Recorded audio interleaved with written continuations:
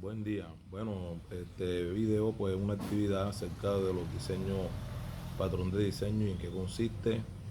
Bien, ¿qué son los patrones de diseño? Son soluciones habituales a problemas que ocurren con frecuencia en el diseño de un software.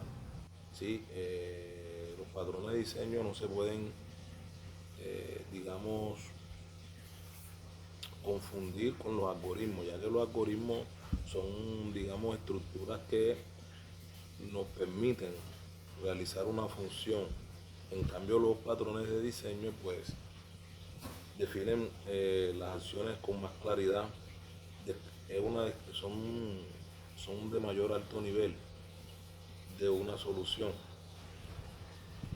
Bien, son como planos prefabricados que se van a realizar al momento de diseñar un software. Bien, ¿en qué consiste el patrón? La mayoría de los patrones se describe con mucha formalidad para que la gente pueda reproducirlo. Las secciones que suelen estar presentes en la descripción de un patrón son el propósito, la motivación, la estructura y el ejemplo de código. El propósito se encarga de explicar brevemente el problema y la solución. La motivación explica en más detalle el problema y la solución que brinda el patrón. La estructura pues muestra cada una de las partes del patrón y el modo en que se relaciona. Bien, tenemos también los catálogos de patrones de diseño. Tenemos los patrones creacionales, los patrones estructurales y los patrones de comportamiento. ¿Cuáles son los patrones creacionales? Estos patrones proporcionan mecanismos de creación de objetos que incrementan la flexibilidad y la reutilización del código existente. Bien, los patrones estructurales, estos explican cómo ensamblar objetos y clases en una estructura más grande, mientras se mantiene la flexibilidad y la eficiencia de la estructura. Y los patrones de comportamiento pues tratan con algoritmos y la asignación de responsabilidad entre objetos. Bien, eh, ¿cómo funcionan? Bueno, voy a hacer una breve explicación de un patrón. Ejemplo, tenemos el patrón creacional Singleton. ¿Cuál es el propósito? Garantizar que una clase tenga una única instancia y proporciona un punto de acceso global a ella. ¿Cuándo usarlo? Cuando se necesita una sola instancia que gestione recursos compartidos, configuración de la app, conexión a base de datos, log, etcétera. Bien, ese fue un ejemplo de patrón creacional. Bueno, tenemos el patrón estructural Adapter. ¿Cuál es su propósito? Pues permite dos clases con interfaces incompatibles que trabajen juntas. O sea, como el mismo patrón lo dice Adapter, va a adaptar. Bien, ¿cómo usarlo? Cuando quieres usar una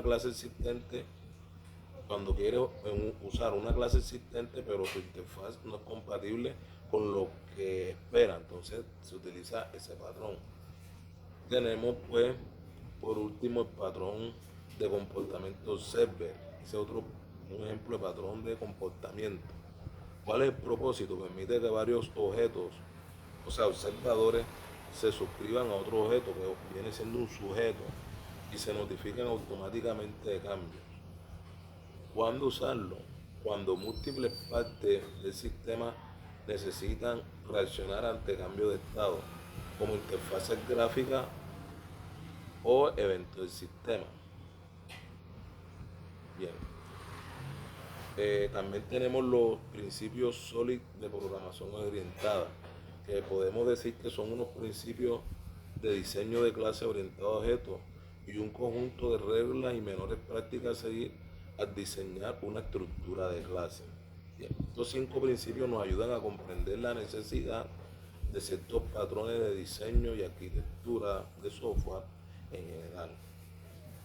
Bien, estos diseños, pues todo ingeniero de software debe de saberlo y principalmente cómo funciona. Bien, haciendo una breve historia de lo que son los principios SOLID.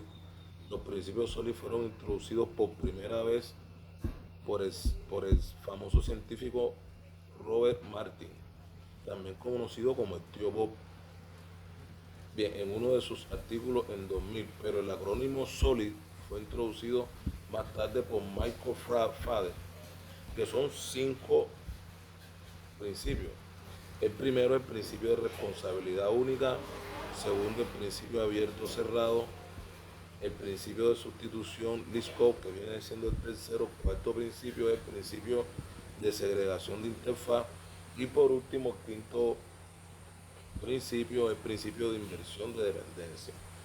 Bien, ¿de qué se trata cada uno de ellos? El principio de responsabilidad única dice que una clase debe hacer una cosa y por lo tanto debe tener una sola razón para cambiar.